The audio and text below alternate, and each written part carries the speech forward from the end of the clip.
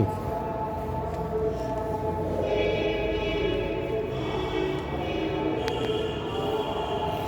ठीक है।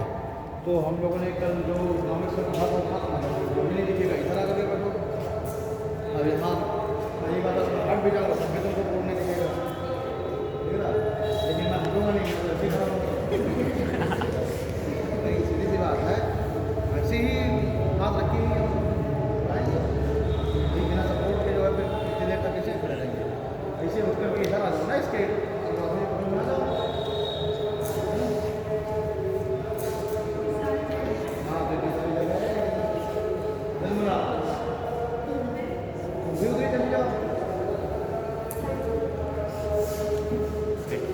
इतना ज़्यादा हो सके आप लोग सेंटर में बैठने की कोशिश क्या करें।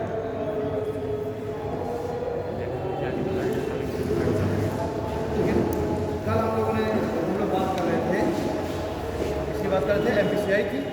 हमने MPCI के सारे जो फंक्शन है उसके बाद जो जो भी सुविधाएँ दी जा रही, सर्विसेज दी जा रही, उसके हम लोगों ने बात किया था। कल शाम हो जाएगी तो आवाज़ आना चालू हो जाएगी, ठीक है? तो अच्छा कल कौन नहीं आया था? अच्छा कोई बात नहीं, ठीक है। तो कल हम लोगों ने NPCI के बारे में हम लोगों ने सारी बातें देख ली थी कि क्या काम है NPCI का और क्या क्या वो सर्विसेज उपलब्ध कराती है। आज हम लोग उसी क्रम में हम आगे बढ़ेंगे। हम थोड़ा सा बात करेंगे आज ATM और जो ATM कार्ड्स वगैरह है उसके क्योंकि वो भी क्या है, वो भी आपकी बैंक मनी के अंतर्गत आते हैं, ठीक है? तो आज आप हेडिंग डालिए types of ATM।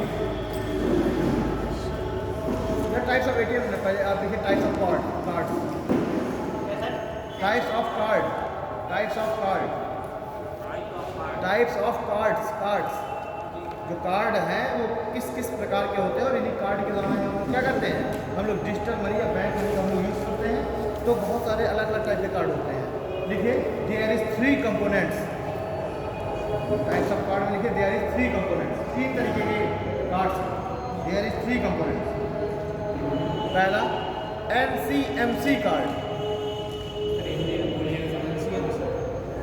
There is 3 components, 3 तरीके के कार्ड हैं, ठीक है? पहला NCMC कार्ड, NCMC कार्ड, ठीक है? अगर हम लोग फुल फॉर्म देखें NCMC कार्ड का तो इसका मतलब होता है national common mobility card. NCMC card, national common mobility card, NCMC, ठीक है? ये जो है इस तरीके के जो कार्ड हैं, जो NCMC कार्ड होते हैं, इनको जो डेवलप किया जाता है तो इसको ministry of housing and urban affairs, ministry of housing and urban affairs, अब इसको मैं हिंदी में क्या बोलूँ, ठीक है? तो वही चीज़ है ministry of housing and urban affairs. जो ये मिनिस्ट्री है ये इस NCMC कार्ड को जारी करती है और किसकी मदद से, बैंकों की मदद से। तो लिख लीजिए इस तरह के कार्डों को ministry of housing and urban affairs, इस तरह के कार्डों को ministry of housing affairs, ministry of housing and urban affairs जारी करती है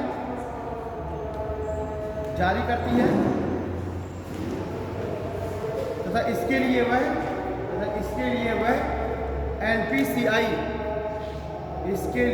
NPCI और बैंक की सहायता लेती है,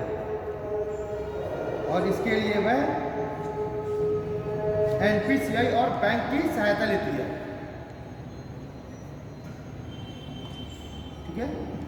तो इसके तहत one nation one card scheme चलाई गई है, one nation one card scheme, ठीक है? तो ये क्या हो गया आपका NCMC कार्ड। तो इसमें अगला पॉइंट लिख लीजिए, इसी में इशूड बाय बैंक, इसको इशू बाय बैंक, भाई इसको जो डेवलप किया है ministry of housing and urban affairs ने, लेकिन इसको इशू कौन करेगा, बैंक। भाई मिनिस्ट्री थोड़ा उसके जो भी ट्रांजेक्शन वगैरह है उसको करेगी, उसको रेगुलेट तो बैंक करेगी ना। तो इसमें क्या लिख सकते हैं, इशूड बाय बैंक, यानी कि बैंकों के द्वारा जारी किया जाता है। अगला पॉइंट लिखिए, nature can be debit, credit and prepaid. इसका जो नेचर होता है इस कार्ड का वो क्या होता है, डेबिट कार्ड की तरीके भी यूज होता है, क्रेडिट कार्ड की तरीके भी यूज होता है और प्रीपेड कार्ड की तरीके भी यूज होता है। प्रीपेड कार्ड का मतलब होता है जैसे आप लोग बहुत जगह आप शॉपिंग कर, जैसे इजी डे वाले आपको कार्ड दे देते हैं बना करके, ठीक है, उस कार्ड में वो क्या कर देंगे, कहेंगे आपसे कि 10,000 रुपये का आप अमाउंट डालिए, हम आपको आप 10,000 रुपये इसमें रिचार्ज करिए, हम आपको 10 की जगह 11,000 दे देंगे, ठीक है। इस स्कीम अभी कुछ समय पहले इसी डे में चल रही थी, आप 10,000 रुपये रिचार्ज करिए, वो आपको क्या कर देंगे 1,000 रुपये एडिशनल देंगे, 11,000। अब आप क्या करेंगे, आप उस कार्ड को लेकर के जाइए, उसी से आप शॉपिंग करके चले जाइए, वो इजी डे का ही कार्ड, क्योंकि उसी में क्या है, उसी में ऑलरेडी प्रीपेड अमाउंट आपके ऑलरेडी है अमाउंट। प्रीपेड मतलब पहले आपने पे कर रखा है, बाद में आप शॉपिंग करते रहेंगे। एक्चुअली में जो डेबिट कार्ड भी होता है वो भी क्या है, वो भी यही कि पहले आप उसमें पैसा आप जमा करके रखेंगे, उसके बाद आप उससे शॉपिंग करेंगे, ठीक है। अपना मोबाइल का जो सिम कार्ड वगैरह है ये भी प्रीपेड सिम होती है, पहले आप रिचार्ज करेंगे बाद में कॉल करेंगे, ठीक है। तो इस तरीके के जो एनसीएमसी कार्ड है इनका जो नेचर होता है वो कैसा होता है, डेबिट कार्ड की तरीके, क्रेडिट कार्ड की तरीके और प्रीपेड कार्ड की तरीके, ठीक है। इन कार्डों के माध्यम से इन कार्ड क्या हो गया, इन कार्ड्स का जो नेचर है वो डेबिट, क्रेडिट और प्रीपेड कार्ड के तरीके होता है।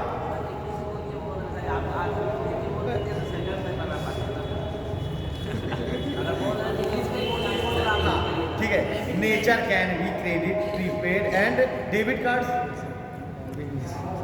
ठीक। चलो अगला पॉइंट देखिए, वी कैन यूज फॉर यानी कि हम इनका यूज कर सकते हैं मेट्रो।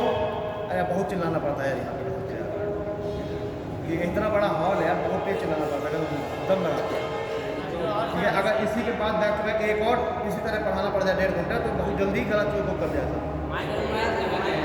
माइक लगा लो तो फिर आवाज़ और ज़्यादा इको होती है, गूंजती है, बहुत तेज जो है चलाना पड़ता है, ठीक है। तो इसलिए तो ये माइक ये अच्छा मतलब फुल ओवर ब्रिज में पूरा माइक लगा रखे हैं, वही चीज़ है ना, पता नहीं क्या है यार, घरों में पूजा हो रही कहीं भी हो रही है और उसके माइक्स जो है पूरे ओवर ब्रिज में टांग रखे हैं। पूजा होनी चाहिए भगवान शांति के लिए। और ये देखो बहुत सारे लोग होते हैं, सत्यनारायण की कथा होगी या फिर कुछ भी होगा, ठीक है, मान के चलिए वो अखंड रामायण हो रही है तो माइक लगवाएंगे वो पूरे मोहल्ले में, और ये फैक्ट है कि घर में भी एक व्यक्ति ऐसा होगा जो बैठ के सुन रहा, मतलब अखंड रामायण आदमी कराता ही मोहल्ले वालों को सुनाने के लिए, घर में एक आदमी ऐसा होगा तो सुन रहा हो। यहीं तक जो अगल बगल बैठे होंगे जो पढ़ रहे हैं केवल वही बात जो है पढ़ रहे हैं, और वो पढ़ रहे हैं और बाकी दिमाग में नहीं कि भाई क्या पढ़ रहे हैं, जो लिखा बस पढ़ लिया।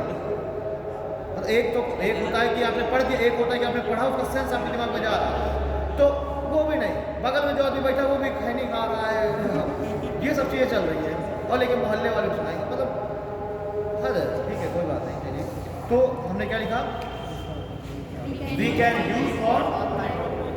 Can use for shopping, railway, metro and in bus, ठीक है। अगला तरीके का कार्ड है स्वीकार, SWEEKAR,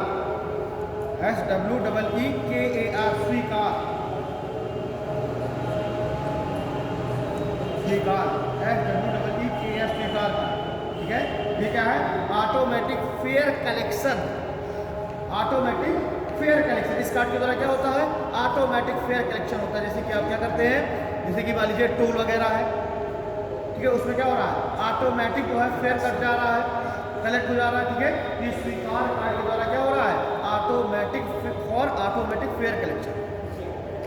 और ऑटोमेटिक फेयर कलेक्शन मतलब क्या है, अरे मतलब स्वचालित जो है अपने आप से स्वतः ही फेयर मतलब शुल्क का, ठीक है, कलेक्शन मतलब संग्रहण, तो लिख लीजिए स्वतः शुल्क संग्रहण सिस्टम क्या बोलेंगे, जो भी बोलेंगे लिख लो, ठीक है। Automatic fair collection system. तो स्वीकार कार्ड के द्वारा क्या हो रहा है, जैसे बहुत जगह हम लोग क्या होते हैं कि आपको कार्ड दे दिया गया, अब अभी बहुत सारे जैसे जिम वगैरह होते हैं, उनमें क्या होता है, आपको एक कार्ड दे दिया गया, ठीक है। अब वो कार्ड जब आप लगाएंगे दरवाज़ा खुल जाएगा, उतना ही आपके कार्ड से वो अमाउंट कट जाएगा, ठीक, और आप एंटर कर जाएंगे। तो ये सब क्या है, स्वीकार कार्ड के द्वारा होता है, ठीक है। अगला कार्ड का टाइप देखिए, स्वागत, SWAGAT स्वागत, SWAGAT स्वागत। ये भी बिल्कुल स्वीकार कार्ड के जैसे होता है, जैसे कि इसके द्वारा क्या होता है, ऑटोमेटिक जो गेट वगैरह है वो खुलते हैं। आप मेट्रो वगैरह में जाते हैं ना, ऐसे आप टच करते हैं तो क्या होता है, मेट्रो के गेट खुल जाते हैं, ठीक। बहुत सारे ऑफिस वगैरह में भी यही होता है, कार्ड बनते हैं तो कार्ड आपने जब टच किया तो गेट खुल जाएगा। तो ऑटोमेटिक गेट ओपन सिस्टम वगैरह जो सब चलते हैं वो कौन से कार्ड से चलते हैं, स्वागत के, ठीक है। तो SWAGAT स्वागत यानी स्वचालित या फिर ऑटोमेटिक गेट ओपन सिस्टम, ये सब इससे होता है, ठीक। अब देखिए ये जो स्वीकार कार्ड है, इसी के जरिए हमने स्टार्ट किया है ई टोल, है ना। ई टोल हमने स्टार्ट किया, टोल प्लाजा वगैरह में आप देखते हैं तो गाड़ियाँ जाएंगी और आगे फास्टैग लगा होता है। तो एक्चुअली वो क्या हो, स्वीकार कार्ड के ही आधार पर वो बना हुआ है ई टोल जो सिस्टम बनाया गया है, ठीक है। तो स्टार लिख लीजिए e toll, e toll star बना के लिखिए ई टोल। इसमें किस तरीके के कार्ड का यूज हो रहा है, देखिए, collection via FASTag, collection via FASTag, FASTAG FASTag, ठीक। 2017 में NHAI ने 2 मोबाइल एप्लीकेशन लॉन्च किए हैं। 2017 में जो NHAI है, इसको लिख लो, ये फास्टैग किसने लॉन्च किया है, लिख लीजिए। In 2017 NHAI launched, in 2017 NHAI launched 2 mobile applications, 2 mobile application, एक है माई फास्टैग, माई फास्टैग, और दूसरा फास्टैग,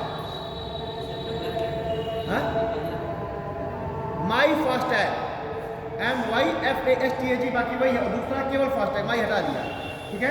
तो ये क्या है, ई टोल।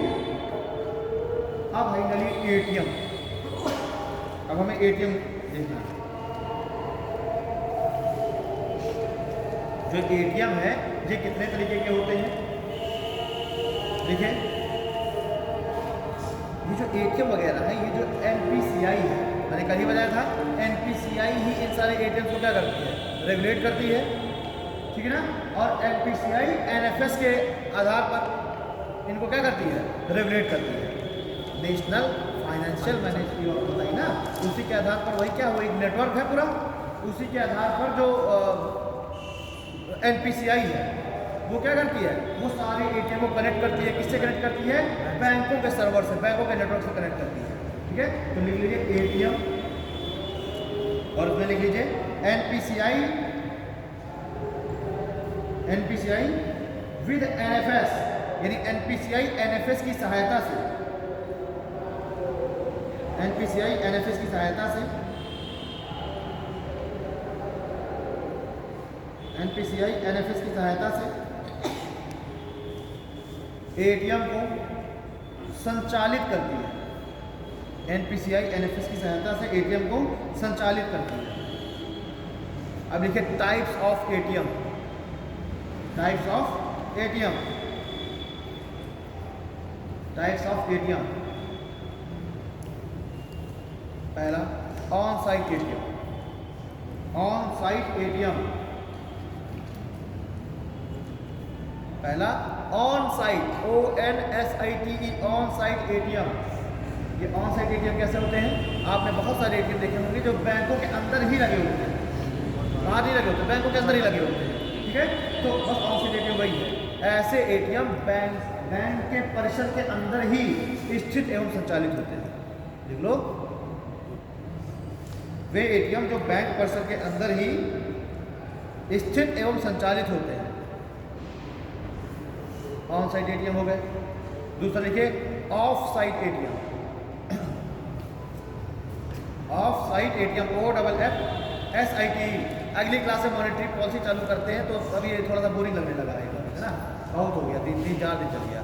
अब इसके बाद क्रिप्टो करेंसी है, वो थोड़ा सा और अभी बोल लगेगा, बहुत लेंदी है, वो थोड़ा सा टिपिकल भी है। तो अभी मैं आज ही क्रिप्टो करेंसी को जल्दी जल्दी कंप्लीट करा दूंगा, अगली क्लास में मॉनेटरी पॉलिसी चालू करेंगे। दूसरा क्या है, ऑफ साइट एटीएम। देखिए outside of site, OFFSITE of site ATM. देखिए वे एटीएम जो बैंक परिसर के बाहर स्थित होते हैं, वो एटीएम जो बैंक परिसर के बाहर स्थित होते हैं, वे एटीएम जो बैंक परिसर के बाहर स्थित होते हैं। ठीक है, अगला लिखिए white level ATM. White level WHITE, white level LABEL level ATM, white level ATM,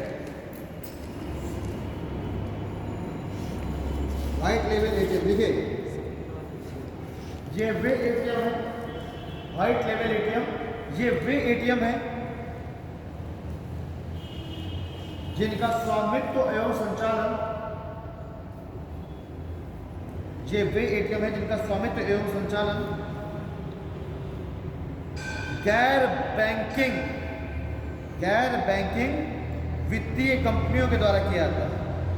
ये वे एटीएम है जिनका स्वामित्व एवं संचालन गैर बैंकिंग वित्तीय कंपनियों के द्वारा किया जाता है।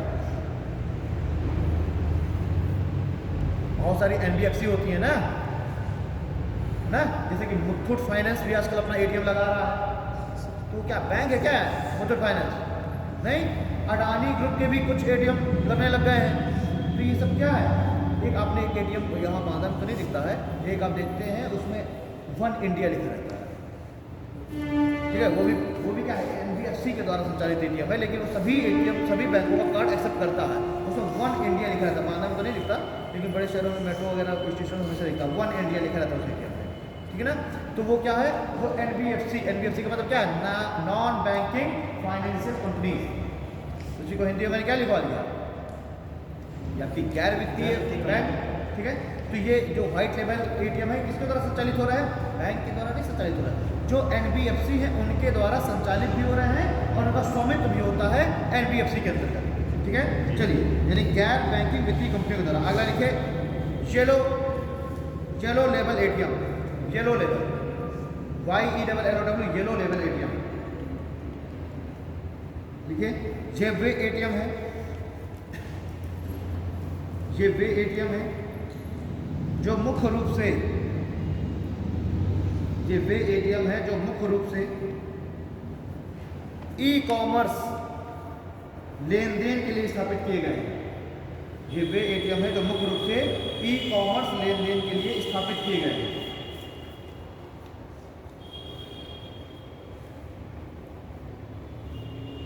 ये वे एटीएम है जो ई-कॉमर्स लेन देन के लिए स्थापित किए गए हैं। ठीक है, एग्जाम में आपसे सिर्फ दे दिया जाएगा येलो लेवल एटीएम का कार्य क्या है। ठीक है, तो मतलब अगर उसके बारे में देखिए तो आपको पता होना चाहिए कि yellow level, brown level, white level ये क्या है। ठीक है, येलो लेवल एटीएम हो गया। अगर देखिए brown level ATM, brown level ATM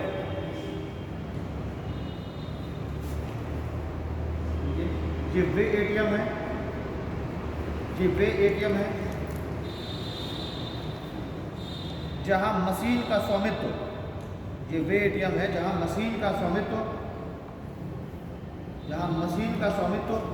bank के पास नहीं है। ये वे एटीएम है जहां मशीन का स्वामित्व बैंक के पास नहीं है, बल्कि इसे लीज पर लिया गया है।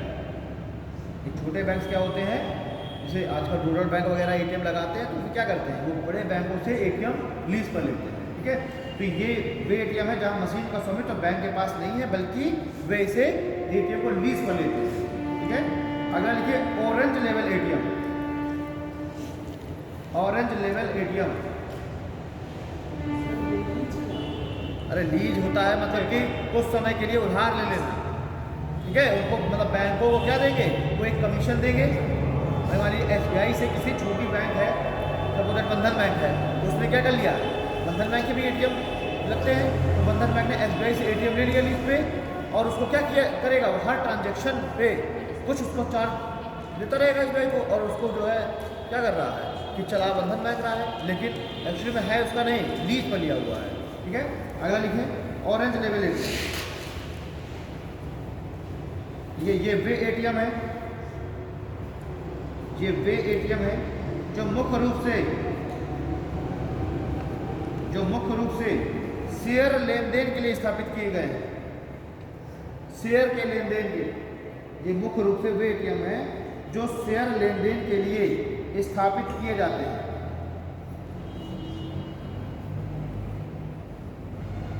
ठीक, अगर लिखिए पिंक लेवल एटीएम,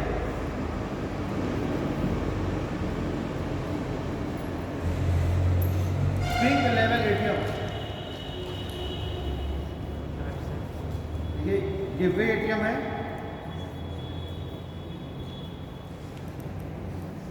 ये वे एटीएम है जो मुख्य रूप से महिलाओं के लिए लगाए गए। ये वे एटीएम है जो मुख्य रूप से महिलाओं के लिए लगाए गए, महिलाओं में, ताकि ये बैंकिंग की वो टेंडेंसी बढ़े।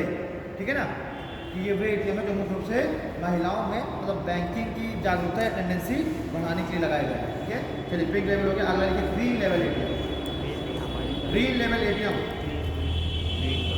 Green level ATM. देखिए ये वे एटीएम है जो मुख्य रूप से कृषि क्षेत्र में लेन देन को बढ़ाने के लिए लगाए गए। ग्रीन लेवल एटीएम जो मुख्य रूप से कृषि क्षेत्र में लेन देन को बढ़ाने के लिए लगाए गए। ठीक है, तो ग्रीन लेवल एटीएम। अच्छा, अब एक एटीएम का टाइप होता है माइक्रो एटीएम से बोलते हैं। ठीक है, ये क्या होता है ना, एक तरीके से इसे देशी जुगाड़ होता है माइक्रो एटीएम। ठीक है, इसी के अंतर्गत एक होते हैं बैंक मित्र। गांव-गांव में बैंक अपनी शाखाएं ब्रांचेस नहीं खोल पाती गांव-गांव में, तो क्या कर रहे थे, किसी प्राइवेट व्यक्ति को या किसी दुकान वाले को बैंकों ने क्या कह दिया, उनको ये अथॉरिटी दे दी कि इतनी सीमित मात्रा में आप क्या करेंगे, उससे कैश ले लेंगे, है ना। या फिर अगर किसी व्यक्ति, मान लीजिए गाँव का व्यक्ति शहर नहीं आ पा रहा, शाखाओं में बैंक ब्रांचेस में कुछ भी ट्रांजेक्शन करने, तो उस गाँव में वो जो बैंक मित्र होगा, कोई शॉपकीपर हो सकता है, या फिर डेली ब्रांच से एक व्यक्ति जाएगा उस गाँव में, जाकर के वो अपना कैनोपी वगैरह लगा के बैठेगा। तो वहाँ पर क्या है कि मतलब एक व्यक्ति के द्वारा एक तरीके से ब्रांच जैसा माहौल दे दिया गया। अब वो व्यक्ति आएगा अपनी पासबुक लेकर के, और वही जो वो बैंक मित्र बैठा है वही उसमें एंट्री वगैरह कर देगा, और अपना जो है जब शाम को लेकर आएगा तो सारे पासबुक कलेक्ट करके ले आएगा। अगले दिन उन्हीं पासबुकों से पैसा ट्रांजेक्शन करके निकाल करके और वापस गाँव लेके जाएगा और लोगों को बांट देगा। नहीं बस मतलब लोगों को सुविधाएं देने के लिए ये बैंक मित्र जैसी चीज़ें बहुत सारे हम देख रहे हैं। दुकानों में भी इस तरह की सुविधाएं बैंक देता है दुकान शॉपकीपर्स को, तो शॉपकीपर भी क्या करेगा कि आपके अकाउंट से पैसा होकर के अपनी तरफ से आपको पैसे दे देगा। मतलब दुकान वाला क्या करेगा, अपनी तरफ से पैसे दे देगा, और उसके लिए उसको क्या दुकान वाले को कुछ कमीशन दे देगी बैंक। बैंक उस गाँव में जाकर के अपना पूरा इंफ्रास्ट्रक्चर लगाए, अपने एम्प्लॉयज़ लगाए, उससे तो इजी है ना कि वो उस व्यक्ति से काम करा ले। भाई वहाँ पर कस्टमर ही 50, 60, 70 है, तो वहाँ पर ब्रांच लगाने का मतलब है कि भाई बैंक का तो लॉस ही होगा ना, बैंक को प्रॉफिट थोड़ा होगा। तो बैंक क्या करेगी, ये बैंक मित्र और शॉपकीपर्स के द्वारा ये माइक्रो एटीएम जैसी सुविधाएं चलाती है। ठीक है, तो इसको स्टार बनाने के लिए माइक्रो एटीएम। ठीक है, माइक्रो एटीएम, इसमें देख लीजिए bank mitra oblique shopkeepers, bank mitra oblique shopkeepers gives and deposit cash manually.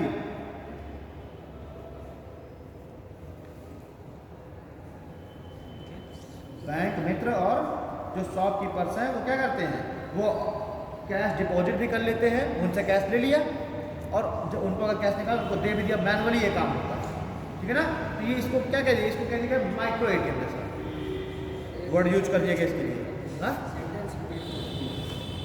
Sentence ये है कि shopkeepers and bank mitra shopkeepers and bank mitra gives and deposit cash manually. Bank mitra और शॉपकीपर डिपॉजिट मतलब जमा और निकासी, ये दोनों क्या कर देते हैं, मैनुअली करते हैं। ठीक है ना, बायोलॉजी जब कभी कोई पढ़ाने आए तो उससे एक्सपेक्ट ना करना कि वो हिंदी या उसके जो है नाम ही नहीं हिंदी में कोई कर, तो क्या करेगा बायोलॉजी वाला, ठीक है ना। तो बायोलॉजी और इकोनॉमिक्स दो ऐसे सब्जेक्ट हैं जिसमें इंग्लिश ज़्यादा इजी है। आप अगर हिंदी में घुसे तो बायोलॉजी में अगर आपने चलिए हिंदी का आपने पूछ लिया, उसने अगर ढूंढ ढांड के हिंदी का नाम बताया तो ऐसा खतरनाक नाम होगा ना कि वो आजीवन याद ना हो पाएगा। भाई बायोलॉजी में आप देखिए ना, बायोलॉजी में सारे वर्ड इंग्लिश ही आपको मिलेंगे, है ना। तो ठीक है, खैर अब देखते हैं एक हम लोग एक पॉइंट स्टार बनाइए, MDR merchant discount rate. Star बना के लिखिए MDR, ये क्या होता है, मर्चेंट डिस्काउंट रेट। देखिए मर्चेंट डिस्काउंट रेट क्या होता है कि जो आपने शॉपकीपर्स के पास आप गए होंगे, शॉपकीपर एक वो रखे होते हैं, मशीन रखे होते हैं, स्वैप मशीन, है ना। अभी तक आप देखते थे कि वो जो स्वैप मशीन थी वो अभी जुलाई 2020 से पहले क्या होता था कि वो जो वो स्वैपिंग मशीन होती थी वो सिर्फ किसी बड़े बैंक की होती थी, या तो एक्सिस बैंक की होगी या तो SBI वगैरह इस तरह के बैंक ऑफ बड़ौदा इनकी होती थी। आपको रूरल बैंक्स की आपको स्वैप मशीनें दिखती थी।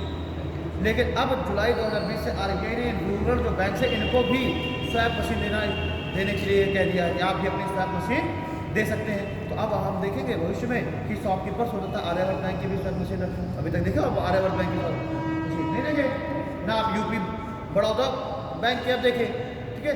तो अभी तक क्या हो रहा था 2020 से पहले, जुलाई से पहले, कि जो ये स्वैप मशीन थी वो सिर्फ ये जैसे एक्सिस बैंक SBI बड़े जो बैंक हैं यही देते थे।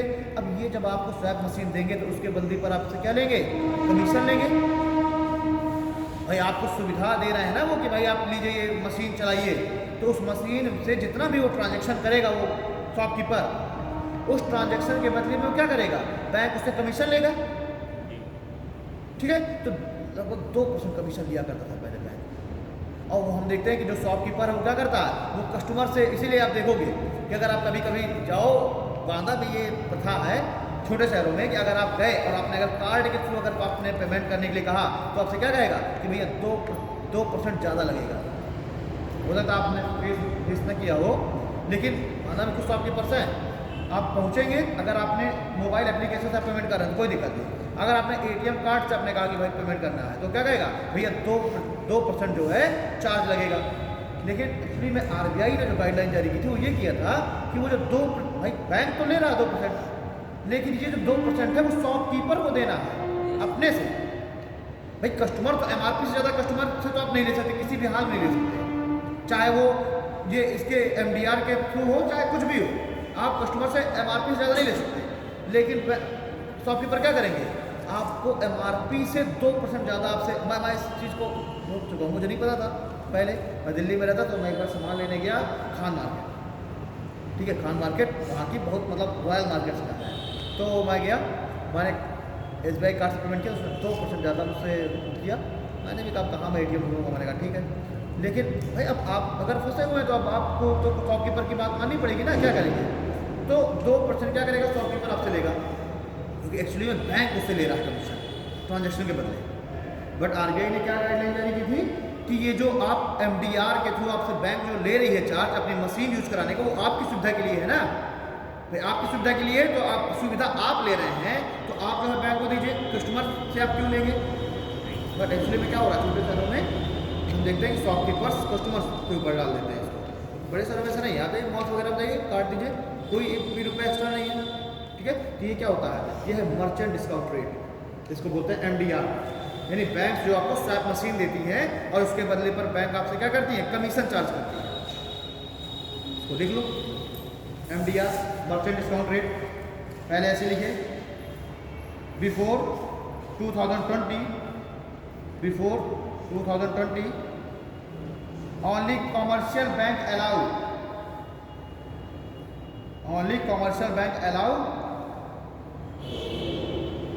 Swipe machine.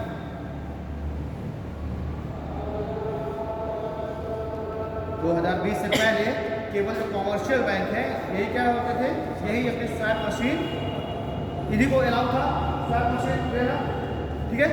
But after 2020 RBI allowed RBI allowed NBFC, RBI allowed for NBFC, RBI allowed for NBFC and Regional Rural Bank RRB। 2020 के बाद RBI ने NBFC जो नॉन बैंकिंग फाइनेंशियल कंपनीज हैं, NBFC और रीजनल बैंक RRB को भी क्या कर दिया है, अलाउ कर दिया है। ठीक है, पैराग्राफ चेंज करिए, लिखिए 2020 के बाद RBI ने NBFC non banking financial companies NBFC, अरे ये जो महिंद्रा एंड महिंद्रा फाइनेंस करती है क्या है, NBFC है। But after 2020 RBI allowed for NBFC and RRB, ठीक है ना। उससे पहले कोई कॉमर्शियल बैंक ही उसका स्वैप मशीन का यूज करती थी, वही केवल दे सकती थी शॉपकीपर्स को। लेकिन अब क्या 2020 के बाद RBI ने NBFC और RRB को भी अलाउ कर दिया, आप अपनी स्वैप मशीन दे सकते हैं, ठीक है ना। और सीधी बात है ना कि भाई NBFC है, NBFC की स्वैप मशीन है, आपके पास जो ट्रांजेक्शन हुआ तो कहाँ जाएगा, NBFC के पास जाएगा ना, फिर बाद में उसका सेटलमेंट भले ही इस तरीके से। तो अभी तो इससे पहले क्या कॉमर्शियल बैंक को कोई अधिकार है कि आपके ATM कार्ड से पैसा जा रहा है, ये तो सिर्फ कॉमर्शियल बैंक का अधिकार है, उसकी स्वैप मशीन है, उसके पोर्टल में जाएगा पैसा, उसके जो है सर्वर में। अब NBFC और RRB भी अलाउड हो गई, अब क्या है, अब आप जो है उनकी मशीन होगी, अब उनके जो सर्वर में पैसा जाएगा, बाद में सेटलमेंट करेंगे बैंकों के साथ, ठीक है। चलिए तो ठीक है, इसमें आपको क्या लिखना है, इसमें लिखना है कि MDR के तहत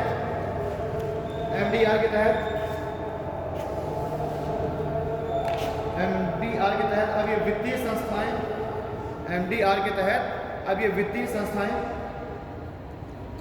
व्यापारियों को स्वैप मशीन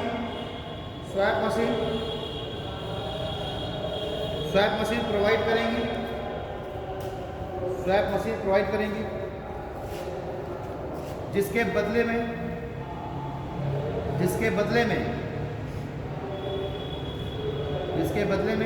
सुविधा शुल्क के रूप में बैंक कुछ कमीशन प्राप्त करेंगे,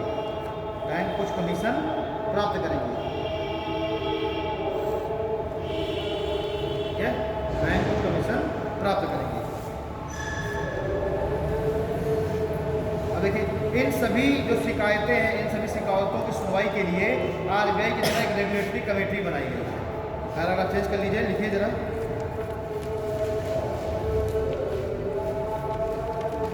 इस तरह की जो शिकायतें आएंगी, जैसे कि आपकी MDR से संबंधित शिकायतें हैं, ATM कार्ड से संबंधित शिकायतें हैं, है ना, यानी जो भी वित्तीय जो भुगतान हैं, इन सभी से संबंधित जो भी शिकायतें हैं, उसके लिए RBI ने क्या किया है, एक रेगुलेटरी कमेटी का गठन किया है। तो लिख लीजिए, शिकायतों के निवारण हेतु, पैराग्राफ चेंज करके लिखिएगा, शिकायतों के निवारण हेतु RBI के द्वारा एक रेगुलेटरी कमेटी का गठन किया गया, ठीक है। और इसके तहत RBI ने जनवरी 2019 में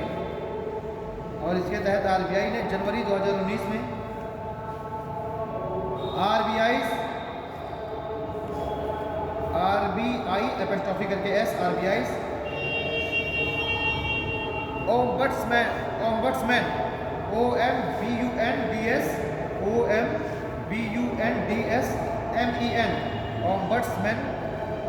ओम्बड्समैन शुरू था शिकायत निवारक, ठीक है। RBI ombudsman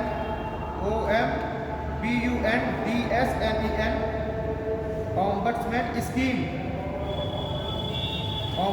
scheme for digital transaction,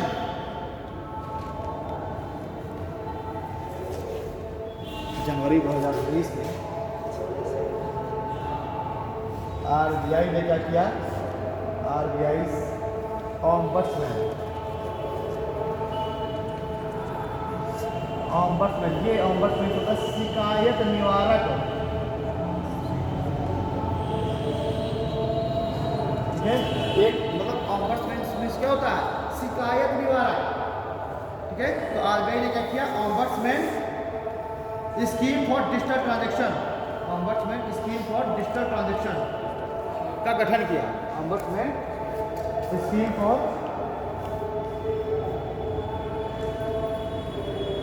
digital transaction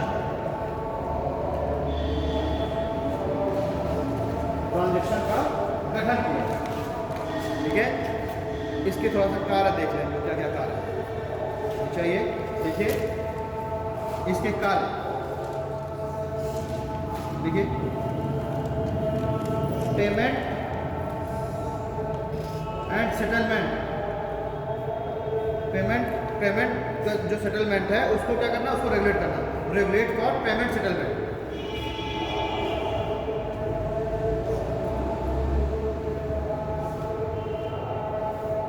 ठीक है ना। इसमें हम देखते हैं कि ये जो शिकायत निवारक अधिनियम है, मतलब जो ये सिस्टम है पूरा जो बनाया गया है, ठीक, इसमें कौन कौन शामिल होता है, जिसमें टोटल 21 अधिकारियों को शामिल किया गया है, मतलब 21 टोटल आरबीआई के ऑफिसर्स अधिकारियों को पूरे, जो कि पूरे इंडिया से लिए गए हैं जगह जगह, उनको मिला करके एक इसमें क्या किया गया है, इसके अंदर रखा गया है, ठीक है। तो लिख लीजिए, इसके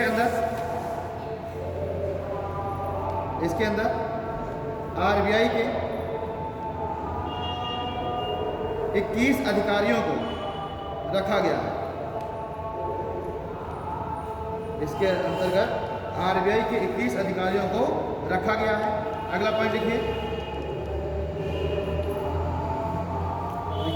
अगला पॉइंट लिखिए, consumers can make free complaint, consumer यानी ग्राहक मुफ्त शिकायत दर्ज करा सकते हैं,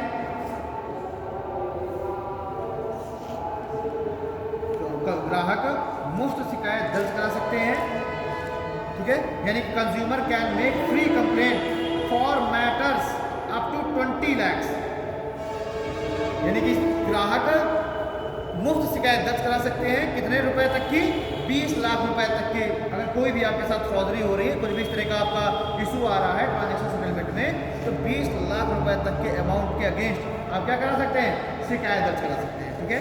चलिए, तो ये चीज़ तो हो गई। अब इसके अंदर शामिल कौन कौन किया जाएगा, जैसे कि आपका अमेजन पे वगैरह जितने भी हैं, जो कि क्या करते हैं कि प्रीपेड पेमेंट इंस्ट्रूमेंट है, जो अमेजन पे वगैरह ये क्या कर रहे हैं, पहले आप इस पर आपने पैसा, ये क्या करते हैं, प्रीपेड करते हैं ना, अमेजन पे वगैरह क्या करेंगे, आपका पैसा पहले अपने वॉलेट में ऐड कराएंगे और बाद में फिर क्या करेंगे, ट्रांजेक्शन करेंगे, ठीक है ना। तो इनके अगेंस्ट आप शिकायत दर्ज करा सकते हैं, तो लिख लीजिए इसे किसके खिलाफ आप शिकायत दर्ज करा सकते हैं, जैसे कि प्रीपेड पेमेंट इंस्ट्रूमेंट्स, एग्जाम्पल लिख लीजिए अमेजन पे, ठीक। दूसरा, मोबाइल वैलेट्स के खिलाफ आप शिकायत दर्ज करा सकते हैं, मोबाइल वैलेट्स जितने भी ये पेटीएम वगैरह है, ठीक है, उनके खिलाफ। तीसरा, आप एनईएफटी, आरटीजीएस और जितने भी डिजिटल ट्रांजैक्शन हैं उन सभी के खिलाफ आप शिकायत दर्ज करा सकते हैं इसमें, ठीक है। RBI ombudsman scheme for digital transaction, इसके तहत आप mobile wallet, NEFT, RTGS, digital transaction सभी प्रकार के प्रीपेड पेमेंट इंस्ट्रूमेंट्स, इन सभी के तहत आप इन सभी के खिलाफ आप क्या करा सकते हैं, शिकायत दर्ज करा सकते हैं, क्लियर। चलिए, ठीक है। अब देखिए, हाँ, पेनाल्टी में लिखिए कि इसमें अगर जैसे आपने शिकायत दर्ज कराई तो सामने वाले के ऊपर क्या पेनाल्टी कितनी लगाई जाएगी। भाई आपने शिकायत दर्ज कराई, मान लीजिए पेटीएम के ऊपर शिकायत दर्ज कराई, तो अगर आप जो है पेटीएम केस हार गई, मान लीजिए उसमें आरबीआई ने जाके पूरा जांच वगैरह किया इस पूरे कमीशन ने, और इसमें पेटीएम अगर दोषी सिद्ध हुई तो पेनाल्टी क्या लगाई जाएगी सामने वाले के ऊपर, देखिए पेनाल्टी। क्लियरिंग द कंप्लेंट,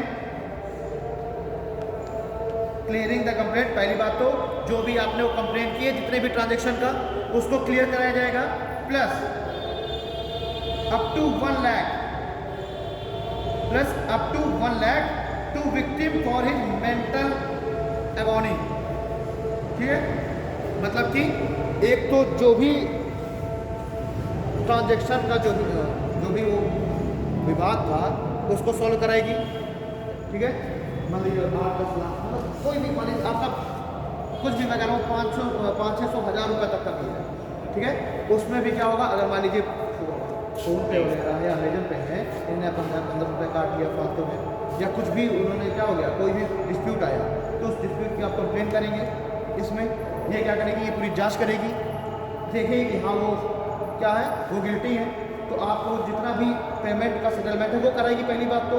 और दूसरी बात 1 लाख रुपए तक कस्टमर को दिलाया जाएगा हर्जाने के रूप में, ठीक है, कि उसको क्या हुआ, जो मेंटल एगोनी हुई, मेंटल जो डिस्टर्बेंस हुई उसके लिए, और लॉस ऑफ टाइम, उसने जो ये सब विवाद में अपना टाइम वेस्ट किया, ठीक है। तो इसको लिख लीजिए, एक तो पेमेंट का सेटलमेंट होगा और साथ ही साथ 1 लाख रुपए का क्या होगा, आपको हर्जाना मिलेगा, 1 लाख रुपए तक का हर्जाना मिलेगा।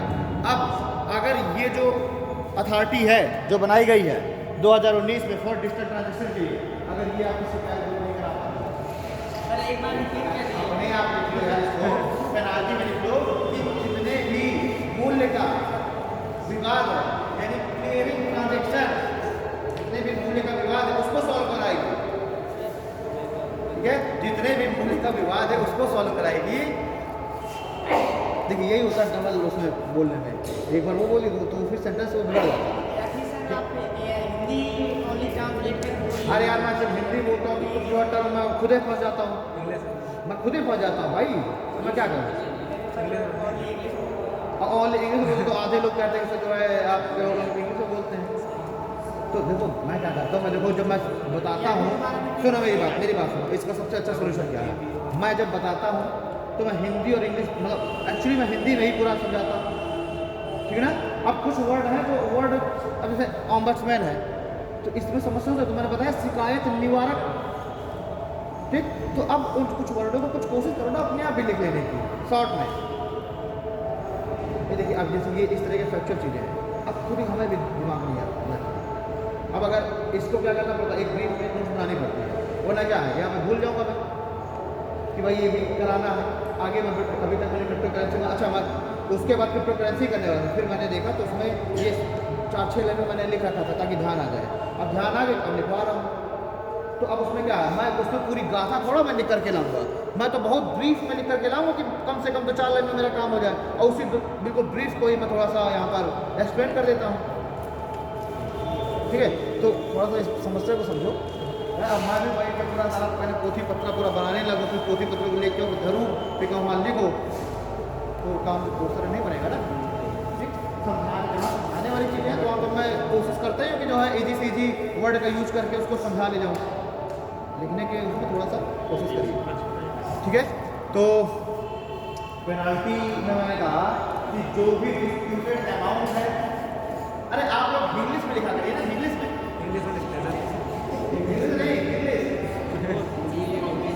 हम आज से बता रहा हूँ, जो भी डिस्प्यूटेड अमाउंट है उसका उसको जो है क्लियर कराएगा। तो इसी तरह लिखो ना, आप इंतजार करते हो सर पूरा हिंदी में लिखें, जो भी डिस्प्यूटेड मतलब जो भी विवादित भुगतान है उसका जो है, ठीक है।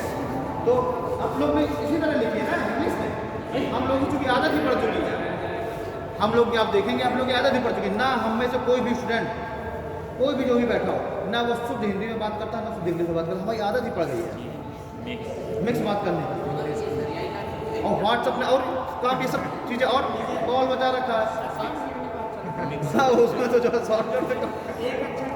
तो वही मैं कह रहा हूँ ना, जैसे मैंने बोला, तो आप लोग इसी तरह से भाई नोट्स आपके लिए है कि उस नोट्स को आपको किसी एग्जामिनर के पास भेजनी है, नोट्स आपके लिए है।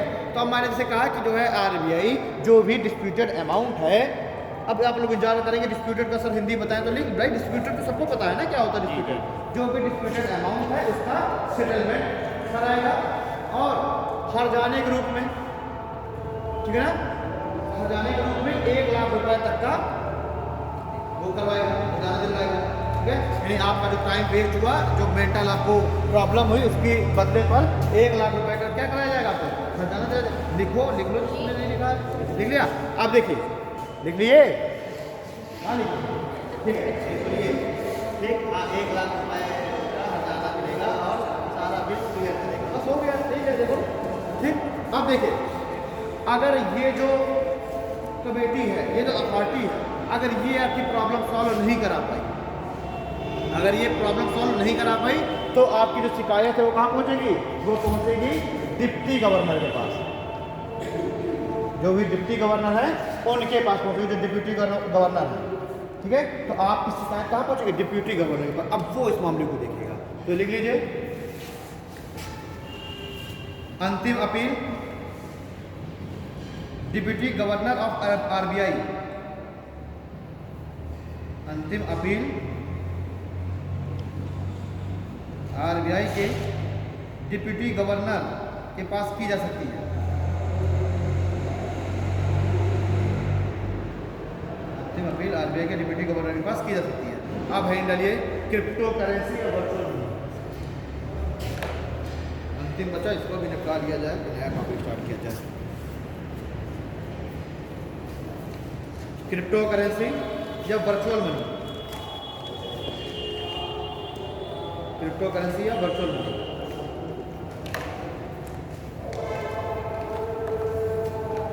अब देखिए क्रिप्टो करेंसी या वर्चुअल मनी जो है, तो सबसे पहले इसके बारे में जो बात भारत में होनी स्टार्ट हुई इंडिया में, ये तो क्रिप्टो करेंसी वगैरह तो 2009 में ही इसका आविष्कार हो चुका था, ठीक है। अभी इसका थोड़ा सा इतिहास भी मालूम करूँगा। भारत में जो इसके बारे में बात हुई वो हुई पहली बार 2018 के बजट में, ठीक है ना। और 2018 के बजट में इसके बारे में बात हुई, गवर्नमेंट ने क्या किया? इसको बैन कर दिया। उसी समय कुछ पॉइंट्स दिए गए कि किस कारण से हम इसको बैन कर रहे हैं, क्या इसके नुकसान है, ठीक है। साथ ही साथ गवर्नमेंट ने ये भी कहा कि हम इस जो बिटकॉइन है इसको तो हम बैन कर रहे हैं, क्रिप्टो करेंसी को, लेकिन हम भविष्य में हम अपनी डिजिटल मनी अगर हमको लानी है तो इसी ब्लॉकचेन टेक्नोलॉजी का उपयोग करके हम क्या कर सकते हैं? भविष्य में अपनी वर्चुअल करेंसी ला सकते हैं। ये बात 2018 के ही बजट में कर दी गई, ठीक है। तो अपने हेडिंग डाला वर्चुअल करेंसी या डिजिटल मनी, नीचे लिखिए पहली बार 2018 के बजट में, पहली बार 2018 के बजट में, पहली बार 2018 के बजट में इसके संदर्भ में बात की गई, इसके संदर्भ में बात की गई, ठीक है। अब पॉइंट डाल के लिखिए क्या क्या इसके बारे में कहा गया था।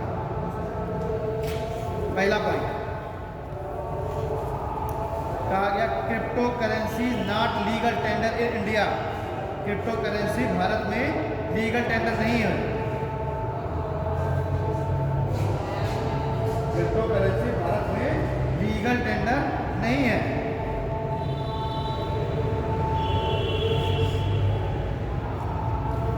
ठीक है।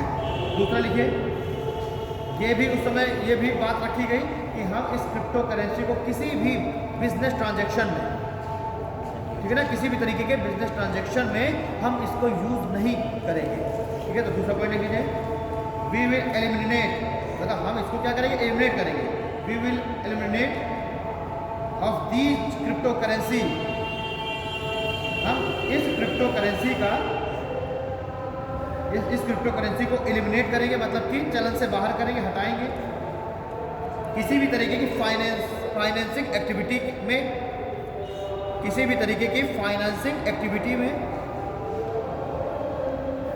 और पेमेंट सिस्टम में, यानी ये कहा गया उस समय बजट में ये बात रखी गई कि ये जो क्रिप्टो करेंसी है जिस समय मार्केट में चल रही है, ठीक है, लोग क्या कर रहे हैं? उसकी खरीद फरोख्त कर रहे हैं। तो इस क्रिप्टो करेंसी को हम किसी भी तरीके के फाइनेंशियल एक्टिविटी है या पेमेंट का सेटलमेंट है उसमें हम यूज नहीं करेंगे। भाई लीगल टेंडर ही नहीं है, सीधी सी बात है कि ये तो अंडरस्टूड सी बात है, ठीक है ना, इसको यूज नहीं करेंगे। अगला तीसरा पॉइंट लिखिए, हाँ तीसरा पॉइंट लिखिए, हाँ भविष्य में जिस दिन गवर्नमेंट कह देगी लीगल टेंडर है तो यूज करने लग जाएंगे, ठीक है। तीसरा पॉइंट लिखिए, तीसरा पॉइंट कहता है but we will use blockchain technology, परंतु हम इस ब्लॉकचेन टेक्नोलॉजी का यूज डिजिटल इकोनॉमी को इनकरेज करने के लिए कर सकते हैं, ठीक है। ब्लॉक क्या कहा गया कि but we will use this blockchain technology, we will use this blockchain blockchain technology for encourage digital economy। क्या कहा गया कि परंतु ये जो ब्लॉकचेन टेक्नोलॉजी है इसका प्रयोग हम अभी ये जो क्रिप्टो करेंसी जो बन रही है तो इसको क्रिप्टो करेंसी को तो हम अलाउ नहीं कर रहे हैं, लेकिन हम इस ब्लॉकचेन टेक्नोलॉजी का प्रयोग हम इसमें कर सकते हैं, अपनी जो डिजिटल इकोनॉमी है इसको इनकरेज करने में कर सकते हैं। ठीक है, उस समय ये सब बातें कब रखी गई 2018 के बजट के दौरान। अब देखिए, अब जरा एक हेडिंग डालिए, the birth of bitcoin and other crypto currency. Birth of bitcoin and other crypto currency. Birth यानी कि ये जो क्रिप्टो करेंसी है और जो बिटकॉइन है इसका क्या, इसका जन्म, इसका बर्थ। ठीक है,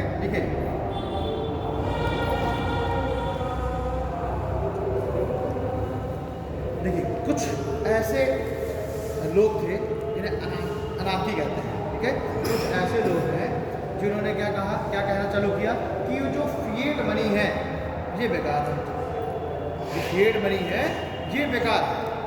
तो उन लोगों के दिमाग में क्या आया, भाई फिएट मनी के मैंने आपको बताया था ना क्या करनी चाहिए। फिएट मनी क्या होती है, नोट या कॉइन के रूप में हो और किसी ने जारी किया हो। तो कुछ लोगों के दिमाग में ये बात उठी कि जो फिएट मनी है वही क्या है, ये बैड है। दूसरा, ये उन लोगों ने तर्क दिया या सोचा कि इस फिएट मनी की क्या हो सकती है, डुप्लीकेसी हो सकती है, या ये फिएट मनी चोरी हो सकती है, या ये फिएट मनी खराब हो सकती है। इन सभी का समाधान केवल एक ही है कि हम बिटकॉइन का प्रयोग यूज करने लग जाएं, हम बिटकॉइन को जन्म दें या बिटकॉइन यूज करें, डेवलप करें। ठीक है, तो इसमें लिख लीजिए, कुछ लोगों का तर्क था,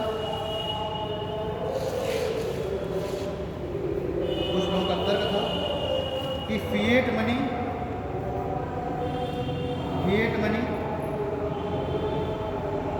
बैड है, बुरी है, फिएट मनी बुरी है,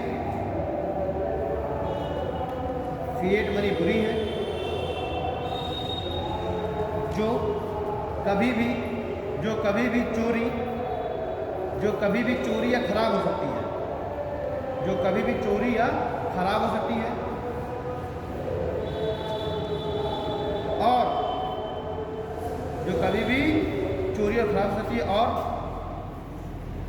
और बैंकर्स एंड कार्ड कंपनी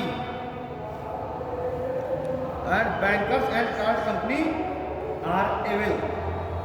मतलब बैंकर्स, भाई उन लोगों का मत क्या था कि जो बैंकर्स हैं और जो कार्ड कंपनियां हैं ये भी क्या एविल मतलब कि बिल्कुल मतलब दुष्ट है, जो लोगों का क्या करते हैं, शोषण करते हैं। बैंक वाले शोषण करते हैं, भाई कभी आपका अमाउंट काट दिया, कार्ड वाले भी कभी आपका ट्रांजेक्शन रुका दे रहे हैं, कुछ भी चीज़ें। तो इनका मानना यह था एक तो फिएट मनी बेकार है, दूसरा जो बैंकर्स और जो कार्ड कंपनियां हैं, भाई कार्ड कंपनियां भी अलग होती हैं। कार्ड SBI का कार्ड होगा लेकिन उसमें नीचे लिखा होगा मैस्ट्रो, नीचे लिखा होगा मास्टर कार्ड, ठीक है, नीचे लिखा होगा अमेरिकन एक्सप्रेस। ठीक है, कार्ड कंपनियां वो हैं, वो कार्ड बना रही हैं रुपए। ठीक है, और एक और है डेबियन क्लब, वीजा तो है ही, एक और है उसको बैन कर दिया गया भारत से। ऐसे कुछ डेबियन क्लब, डेबियन है, हाँ ऐसे ही है, डायमियन क्लब करके है, डायमियन क्लब। हाँ वो तो कार्ड गोल्ड सिल्वर और प्लेटिनम वो तो अलग है। ठीक है, हाँ वो डायमियन क्लब ही है, वो अमेरिकन कंपनी थी, अमेरिकन एक्सप्रेस और ये दोनों। तो इनको अभी RBI ने क्या किया है, इसी साल इन दोनों को बंद कर दिया है कि अब ये भारत में हमें सर्विस नहीं दे सकते। तो ये है कार्ड कंपनी जो कार्ड बना रहे हैं। बैंक क्या कर रही है, बैंक कार्ड नहीं बना रही, उन्होंने बैंक से लिंक कर रखा है, टाई अप कर रखा है। तो ये जितना भी कार्ड से संबंधित जो चीज़ें हैं, जो उसके लिए जो टेक्नोलॉजी है, तो ये जो कार्ड कंपनी वो प्रोवाइड कर रही है। तो उन लोगों का मत था कि जो बैंकर्स हैं, जो कार्ड कंपनी भी अवेलेबल, और इसीलिए हम अपनी खुद की करेंसी डेवलप करेंगे। ठीक, और इस तरीके से जन्म होता है किसका, बिटकॉइन का या क्रिप्टो करेंसी का। तो इसमें लिख लीजिए, अतः उन्होंने अपनी खुद की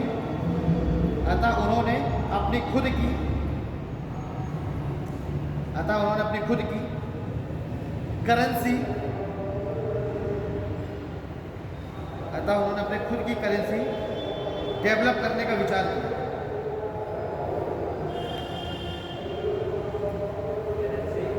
मतलब उन्होंने अपनी खुद की करेंसी डेवलप करने का विचार किया।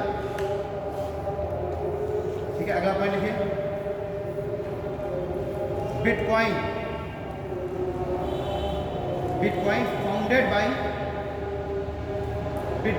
Founded by Satoshi Nakamoto.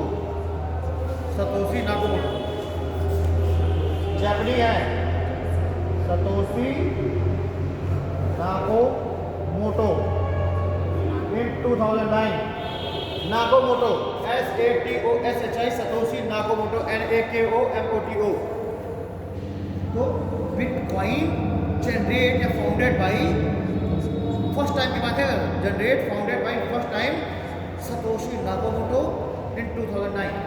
ठीक है, ये क्या है, नाम समझ में आ रहा है, जापानी है। लेकिन मज़ेदार बात ये है कि आज तक कोई इसका एक्चुअली नेम नहीं जानता।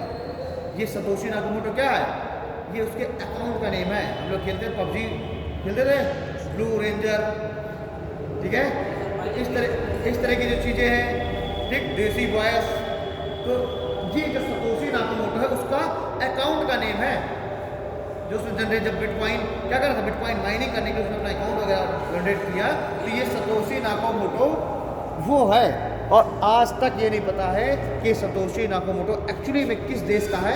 ये कयास लगाया गया कि जापान का, ठीक है। और इसका ना तो इसका वास्तविक नाम पता है अभी तक किसी को, और ना ही इसके वास्तविक देश का नाम पता है कौन है सतोशी नाकामोटो, ठीक है ना।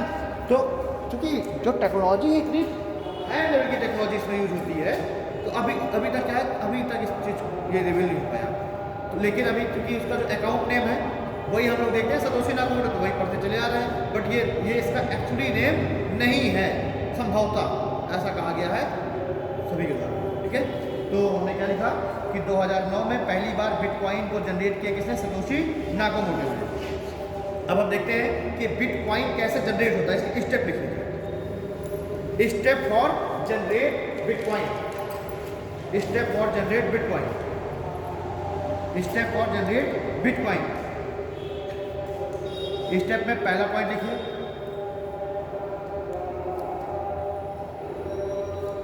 देखिए इसमें क्या होता है कि ब्लॉकचेन टेक्नोलॉजी का यूज करके एक एल्गोरिदम जनरेट की जाती है, ठीक है। ब्लॉकचेन टेक्नोलॉजी का यूज करके एक एल्गोरिदम जनरेट की जाती है और एक वर्चुअल डाटाबेस जनरेट किया जाता है, ठीक। अब वो एल्गोरिदम और वर्चुअल डाटाबेस जनरेट हो गया ब्लॉकचेन टेक्नोलॉजी का यूज करके। फिर क्या होता है कि उसको डाल दिया जाता है लोगों के लिए, अब उसमें लोग पार्टिसिपेट करते हैं। अब उस एल्गोरिदम को जो कोई सॉल्व कर देता है, तो एल्गोरिदम को सॉल्व करने पर एक बिटकॉइन मिल जाता है।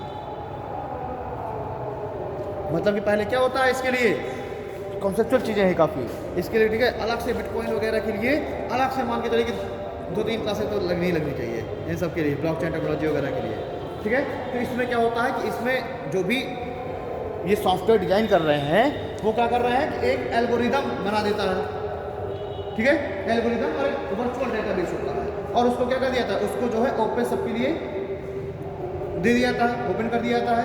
अब उसमें सब लोग क्या करते हैं, पार्टिसिपेट करते हैं अपना अकाउंट वगैरह बना करके, वही जो मैंने बताया कि एक अकाउंट है उसका नाम है सतोशी नाकामोटो, तो अकाउंट बना करके सब लोग क्या करते हैं, पार्टिसिपेशन करते हैं, और उसमें क्या किया जाएगा, उस एल्गोरिदम को सॉल्व करना पड़ेगा। एल्गोरिदम बनी कैसे थी, ब्लॉकचेन टेक्नोलॉजी के द्वारा। वो ब्लॉकचेन टेक्नोलॉजी क्या करती है, एल्गोरिदम बनाती है। तो इतनी टिपिकल एल्गोरिदम बनती है कि सबके बस की बात नहीं होती है उसको सॉल्व कर पाना। तो जो भी व्यक्ति उस एल्गोरिदम को सॉल्व कर लेता है, उस डेटाबेस को क्या कर लेता है, उस डेटाबेस में घुस जाता है, उसको क्या हो जाता है, उसको एक बिटकॉइन मिल जाता है। और इसी को कहते हैं बिटकॉइन माइनिंग। इसको क्या कहते हैं, इसी को कहते हैं बिटकॉइन माइनिंग। ब्लॉकचेन का प्रयोग करके, ब्लॉकचेन टेक्नोलॉजी का, जैसे कि ब्लॉकचेन टेक्नोलॉजी का प्रयोग करके एक कॉम्प्लेक्स एल्गोरिदम और वर्चुअल डाटा क्यूब्स, डाटाबेस को कहते हैं डाटा क्यूब्स, और वर्चुअल डाटा क्यूब का गठन किया जाता है, वर्चुअल डाटा क्यूब का गठन किया जाता है।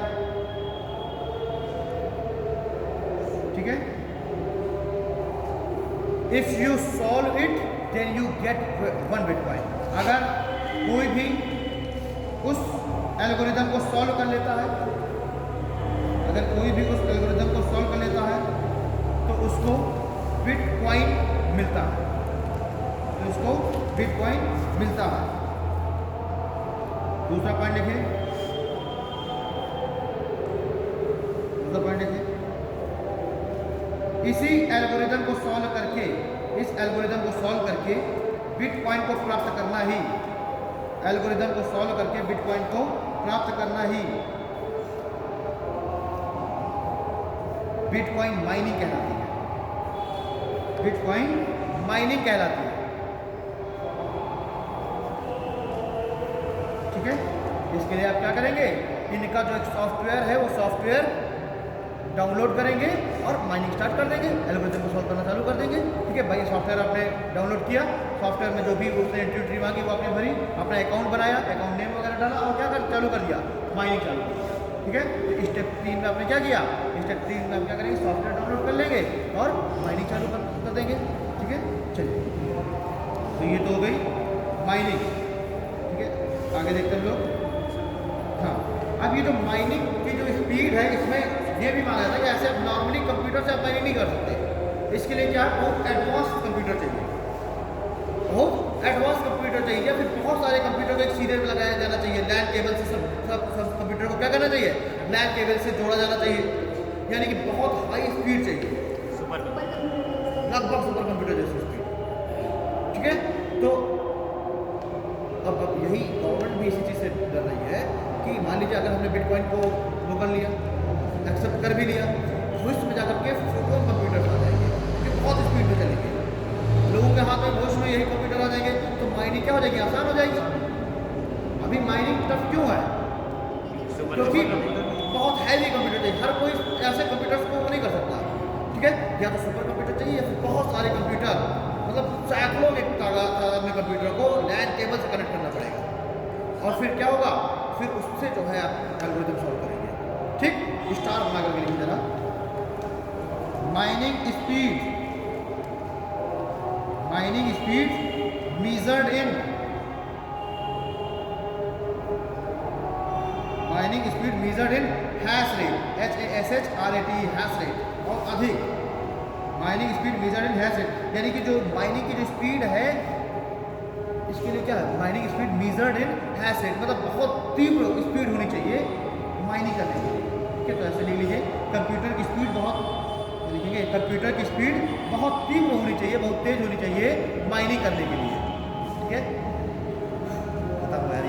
लैंग्वेज कौन सी यूज किया, इसमें ये इनकी स्वयं की लैंग्वेज होती है एल्गोरिथम सॉल्व करने की।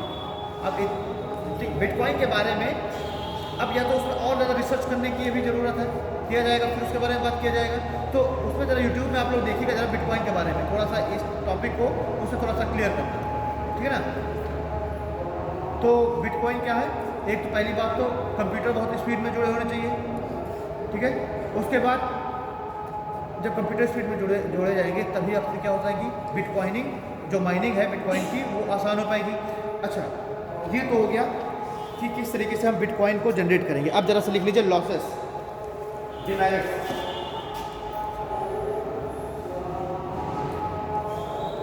यानी पावरफुल कंप्यूटर और बहुत स्पीड वाले कंप्यूटर आपको चाहिए। अब लिखिए लॉसेस, लॉसेस में लिखिए कि देखिए एक तो लॉसेस ये है कि इन बिटकॉइन का अपना वॉलेट अलग होता है, वॉलेट अलग होगा तो उसकी की अलग होगी, सॉफ्टवेयर अलग होगा। सबसे बड़ा इसका लॉस ये है कि अगर आपने गलती से वो जो की है, जो आपका पासवर्ड है, वो अगर आपसे खो गया तो वो वॉलेट खुलेगा नहीं। अभी कुछ समय पहले एक न्यूज़ बड़ी चर्चा में थी कि एक व्यक्ति था और उसका मतलब उसके पास जो बिटकॉइन थे काफ़ी ज़्यादा मात्रा में, लगभग उसका जो बिटकॉइन की कीमत थी लगभग 24,000 करोड़ के आसपास थी, बट वो क्या है, वो अपने उस वॉलेट का पासवर्ड खो गया। अच्छा, वो पासवर्ड रिट्रीव भी नहीं होता, पासवर्ड भूल गया, पासवर्ड रिट्रीव होता। 3 चांसेस मिलते हैं आपको केवल, तो वो अपने 2 चांसेस में मिस कर चुका, उसके पास तीसरा चांसेस लास्ट बचा हुआ था। अभी लगभग मेरे ख्याल पिछले साल की ये न्यूज़ थी, बहुत चर्चा में थी।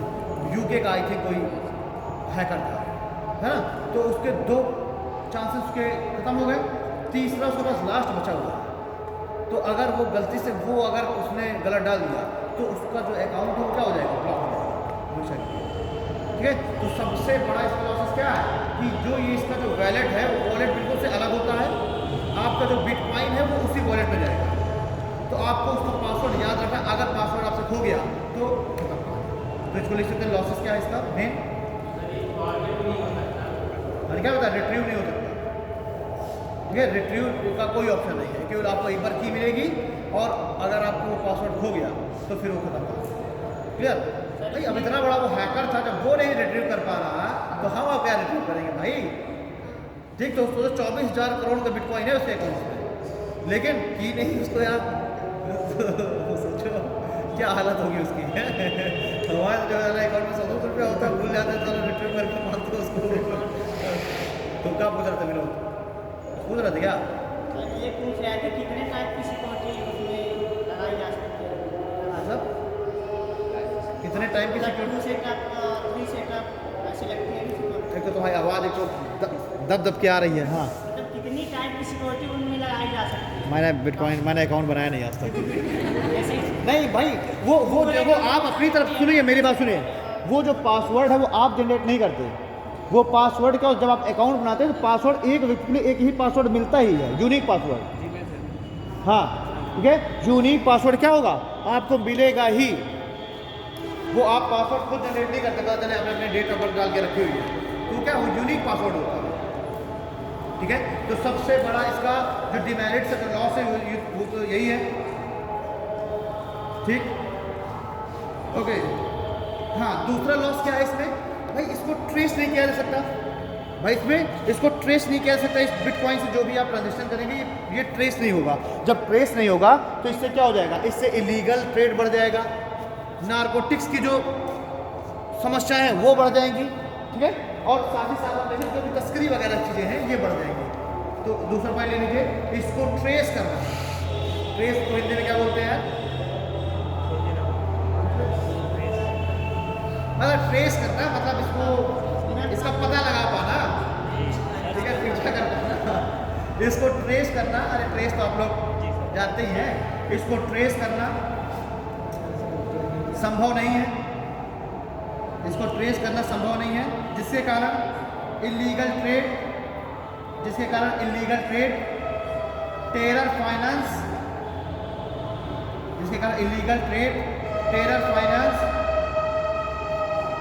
आदि घटनाएं बढ़ जाएंगी,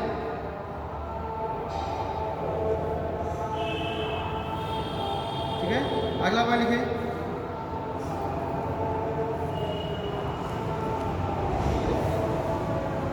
ठीक, इससे क्या होगा, जब इससे आप ट्रांजेक्शन करना चालू कर देंगे, क्या हो गया,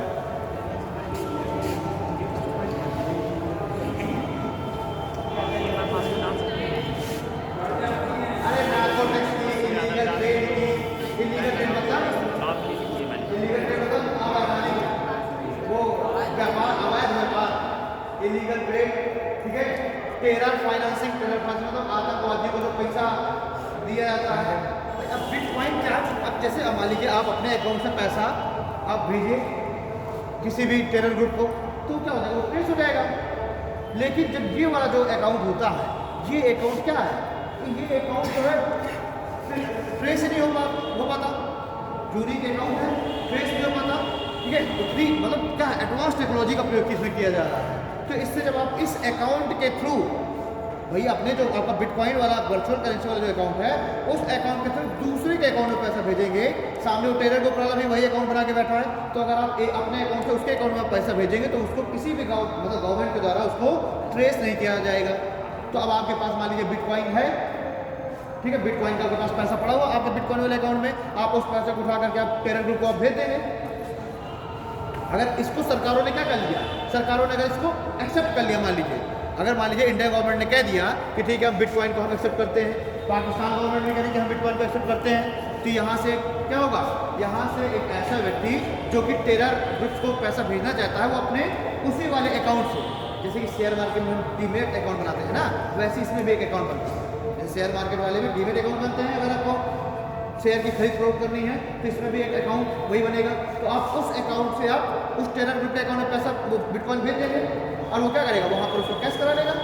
फिर क्या पता चल पाया कि कहाँ से पैसा आया, नहीं आया, नहीं पता चल पाया। तो इससे क्या हो जाएगा, टेरर एक्टिविटी बढ़ जाएगी, टेरर फाइनेंसिंग, ठीक है, पैसा आतंकवादियों टेरर ग्रुप होते हैं आतंकवादी, ठीक है ना। तो टेररिस्ट ग्रुप को पैसा भेजेंगे, वो भी ट्रेस नहीं हो पाएगा, नार्कोटिक्स की घटनाएं बढ़ जाएंगी, उससे क्या बढ़ेगा, ड्रग्स वगैरह लोग आराम से उसी से खरीदेंगे, ठीक, इलीगल ट्रेड बढ़ जाएगा।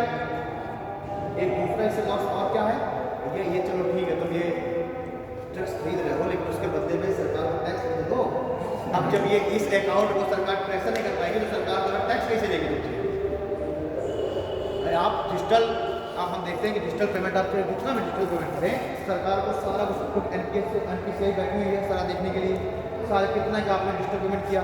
इस साल लोग भारत वाले पूरे वर्ल्ड में नंबर 1 पर है ना, डिजिटल पेमेंट इंडिया ने नंबर 1 पे है डिजिटल पेमेंट इस साल, ठीक है। तो अब चूँकि सरकार को ये सारे आंकड़े पता है कि किसने कितना पैसा कहाँ भेजा, क्या सामान खरीदा, हर चीज़, तो सरकार क्या करेगी, टैक्स लेगी, GDP ग्रोथ करेगी।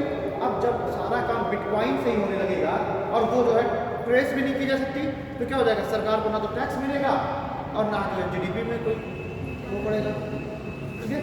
ये भी इसका कारण है, इसका लॉस डिमेरिट्स लिख लीजिए, लगभग 14 लाख रुपए है हाँ?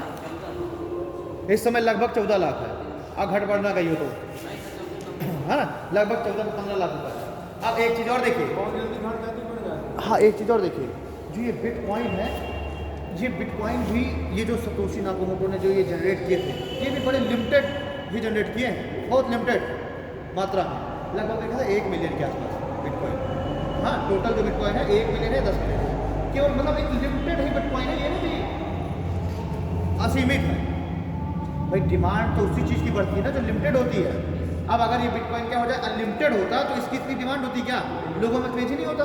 ये क्या है, लिमिटेड है सर, 1 मिलियन ही बिटकॉइन उसने सर जनरेट किए हैं, तो इसीलिए हम देखेंगे कि जैसे अब वो क्या करेगा, वो उसने ये डाला हुआ कि 1 मिलियन बिटकॉइन है, जो भी एल्गोरिथम सॉल्व कर लेगा उसको 1 बिटकॉइन मिल जाएगा। लोगों में होड़ मच गई क्योंकि वो क्या है, लिमिटेड है। अब इसमें एक चीज़, इसकी जो एल्गोरिदम है ये भी है, इसकी जो टेक्नोलॉजी है कि जैसे जैसे बिटकॉइन कम होते चले जाएंगे एल्गोरिदम और टफ होती चली जाएगी, ठीक। ये टेक्नोलॉजी क्या है कि जैसे जैसे बिटकॉइन कम होते चले जाएंगे, 1 मिलियन थे हमारे पास, 1 मिलियन में अब मान लीजिए बचे हुए सब 1000 बचे हुए, कुछ हज़ार बचे हैं, तो जो एल्गोरिदम है और टफ हो जाएगा, हमें और ज़्यादा कंप्यूटर लगाने पड़ेंगे, ठीक है। तो ये क्या है, ये लिमिटेड है ना कि अनलिमिटेड बिटकॉइन, और जब चीज़ लिमिटेड होती है तभी उसकी डिमांड बढ़ती है। तो इसीलिए क्या हो रहा है, इसकी होड़ मची हुई है कि हमको बिटकॉइन चाहिए, हमको बिटकॉइन चाहिए।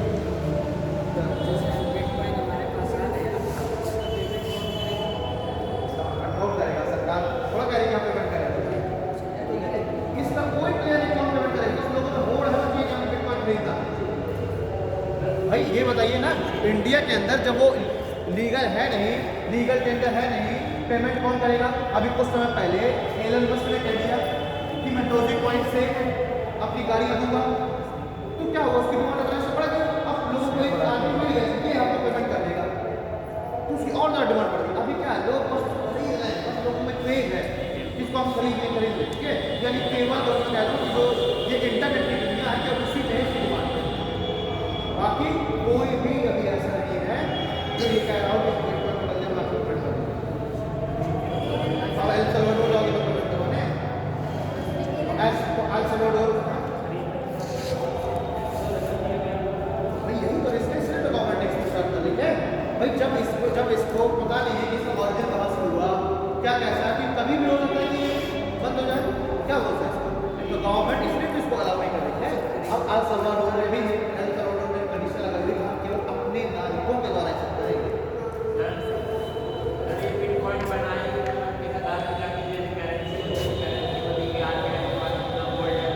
देखिए इधर से कोई इसका आधार नहीं है।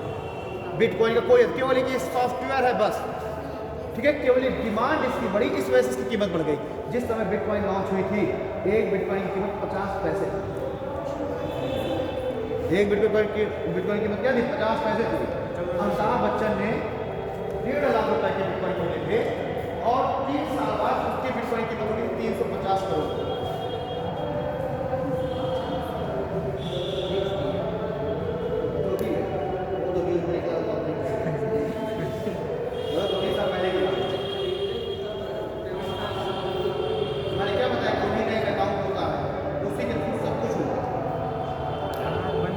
क्या होती है शेयर मार्केट में, इसकी भी ट्रेडिंग होती है एक तरीके से शेयर मार्केट डेबिट में ज़्यादा इसकी भी ट्रेडिंग हो रही है बिटकॉइंस की भी। डेबिट ऐप से ज़्यादा है। हाँ डेबिट ऐप आता है। हाँ वही चीज़ है ना, ठीक है। तो मतलब कहने का मतलब क्या है कि देखिए जिसका ना ही इसका कोई आधार, सरकार यही सब उत्तर सरकार दे रही है कि भाई जब इसका कोई आधार नहीं है कि किस आधार पर इसको जनरेट किया गया, केवल क्या कर लेगा, हम भी एक सॉफ्टवेयर डिजाइन करें बेहतरीन का, उस सॉफ्टवेयर को मार्केट में लॉन्च कर दें, लोगों को उसकी डिमांड बढ़ जाए।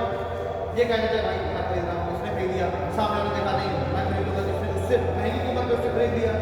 तो जो बिटकॉइन है अगर इसकी डिमांड बंद हो जाए तो पता बिटकॉइन की कोई कीमत ही नहीं, सिर्फ इसकी डिमांड है लोगों में, ठीक है। बिटकॉइन बिटकॉइन बिटकॉइन ठीक है, डिमांड आपको मैं देख रहा हूँ कि यार बिटकॉइन की कीमत आज है, एक बिटकॉइन में 2 लाख और मैंने देखा कल अगले दिन बिटकॉइन की कीमत हो गई 2.5 लाख। मैं क्या सोचूंगा जब बिटकॉइन बढ़ रहा है तो क्यों ना एक बार मैं बिटकॉइन खरीद लूँ, तो हो सकता है अगले महीने में 5 लाख का हो जाए, तो मैंने खरीद लिया, उसकी डिमांड बढ़ गई, सामने वाले ने देखा अरे यार 5 लाख का हो गया, और जैसे ही 5 लाख का हुआ मैंने उसको सेल कर दिया, तुम बैठे हो खरीदने वाले तुमने उसको 6 लाख में खरीद लिया, ऐसे ऐसे करके डिमांड बढ़ती चली गई उसकी।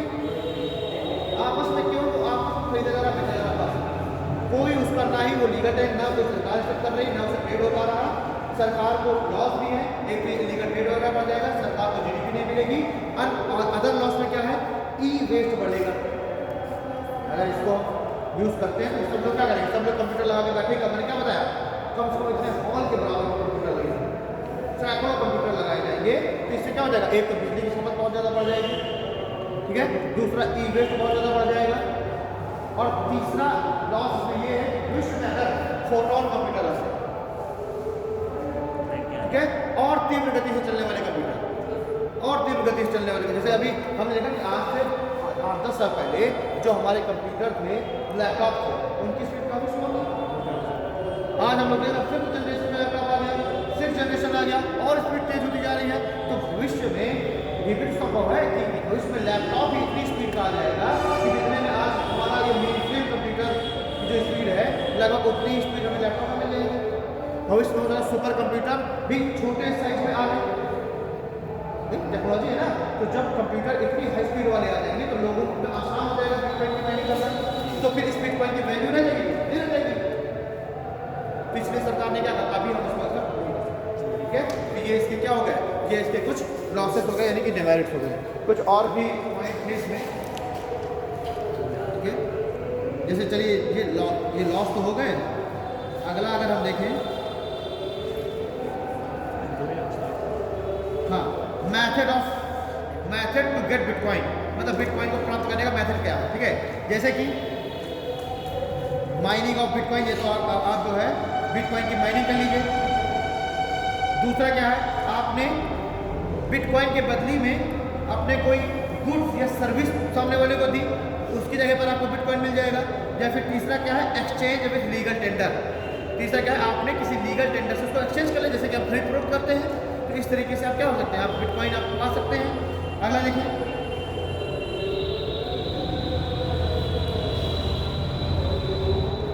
ठीक है, चलिए, तो यानी कि देखिए ये जो बिटकॉइन है इसको क्या किया गया है, अभी फाइनेंस मिनिस्ट्री के द्वारा इसको बैन किया गया है, क्लियर। तो दिनेश शर्मा के अंडर में एक कमेटी बनी और उस कमेटी ने क्या किया, इस बिटकॉइन को बैन करने का रिकमेंड किया और बिटकॉइन को क्या कर दिया गया, बजट में बैन कर दिया गया है, ठीक है। चलिए अगला देखें, आरबीआई ने क्या किया है इसके संदर्भ में, what has RBI done, RBI ने क्या किया इसके संदर्भ में। तो आरबीआई ने 2013 में ही लोगों को वार्न कर दिया था बिटकॉइन के संबंध में कि लोग इस बिटकॉइन की खरीद फरोख्त ना करें, ठीक है। तो आरबीआई ने 2013 में लोगों को वार्न कर दिया था आज बिटकॉइन की खरीद फरोख्त करने से।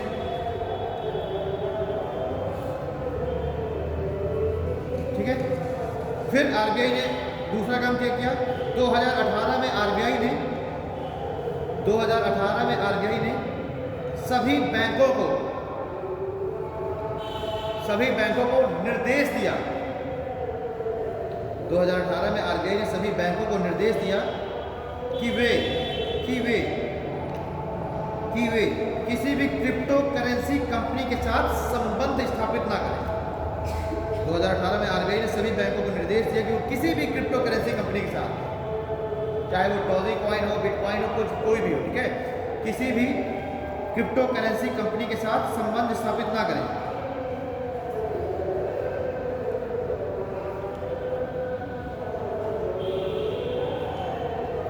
ठीक, अब एक जरा हेडिंग डाल लीजिए, challenge of crypto currency oblique करके डेंजरस, जो danger, challenge of crypto currency, अगर हम यूज करते हैं तो उसके चैलेंज क्या आएंगे, ठीक, और ऑब्लिक करके डेंजर, क्या उसके खतरे होंगे। ठीक, पहला पॉइंट क्या है, पहला पॉइंट तो है गुमनामी, यानी अनामिका, मतलब कोई क्या ये जो बिटकॉइन कंपनियां हैं क्या है, गुमनाम है। तो अब अगर मान लीजिए आपने इतना सब खरीद लिया, वो कंपनी क्या हो गई, भग गई, तो आप किसको पकड़ते घूमेंगे। तो पहला क्या है, गुमनामी, इसी को बोलते हैं एनोनिमिटी, ANONY।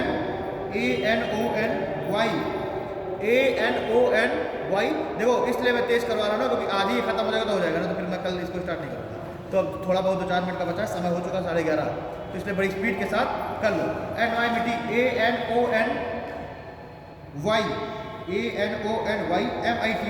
एनोनिमिटी, इसी को कहते हैं गुमनामी, यानी कि क्रिप्टो करेंसी जो कंपनियां हैं वो क्या है, गुमनाम है, कुछ पता नहीं है, यानी कि ये सब टैक्स नहीं मिलेगा, इलीगल ट्रेड बढ़ेगा, ये लिख लो, इलीगल यूज हो सकता है इसका, टैक्स इवेजन हो सकता है। टैक्स इवेजन मतलब टैक्स जो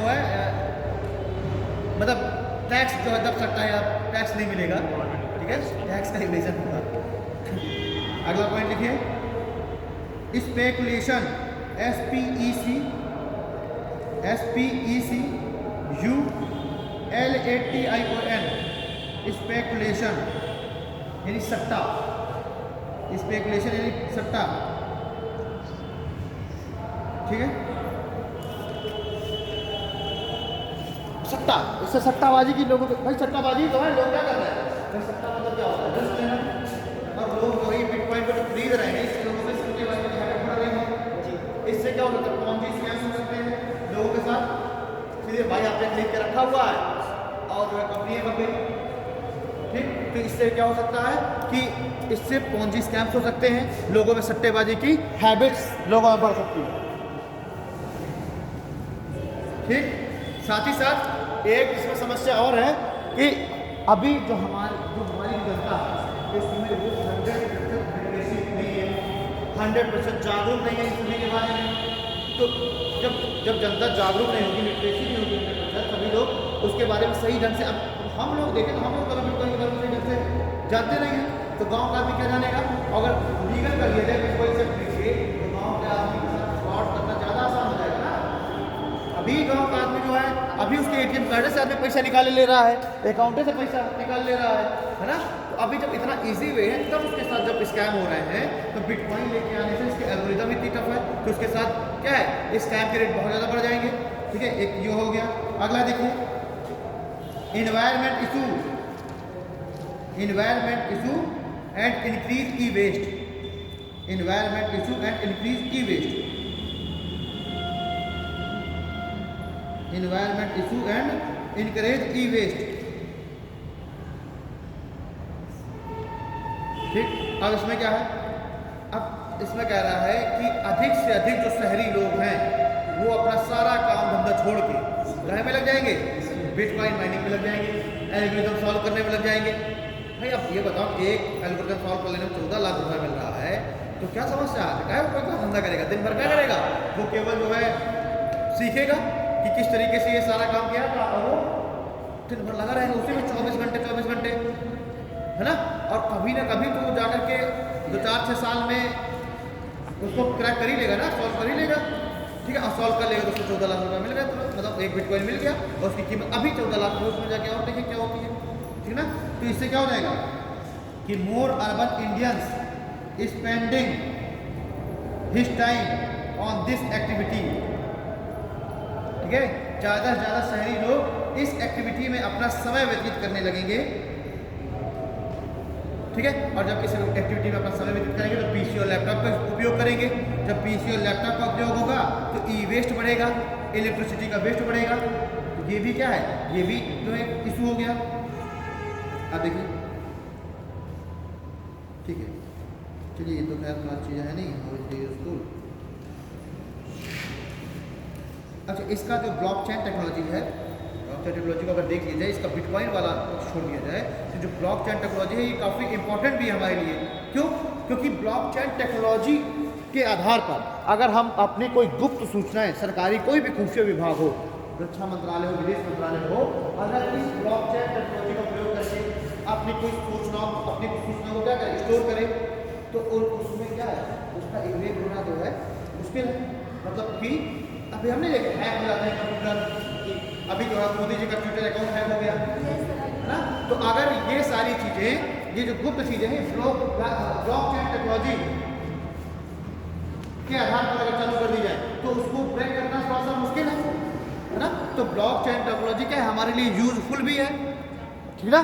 ब्लॉकचेन टेक्नोलॉजी का ही प्रयोग करके हम लोग क्या कर सकते हैं, और हाई स्पीड में चलने वाले कंप्यूटर बना सकते हैं, अपनी सूचनाओं को गुप्त रख सकते हैं।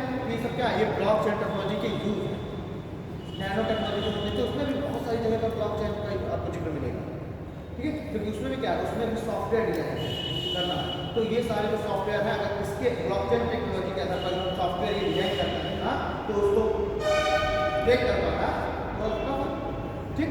तो ये हमने क्या देखिए, ब्लॉकचेन टेक्नोलॉजी के थोड़ा सा यूज देख लिए। 2-4 पॉइंट इसके बचे हुए, अगली क्लास में पहले इसको मैं डिस्कस कर दूंगा। एक बिटकॉइन मतलब एक ही बिटकॉइन होता है। अब आप कह दो सर फिर ये तो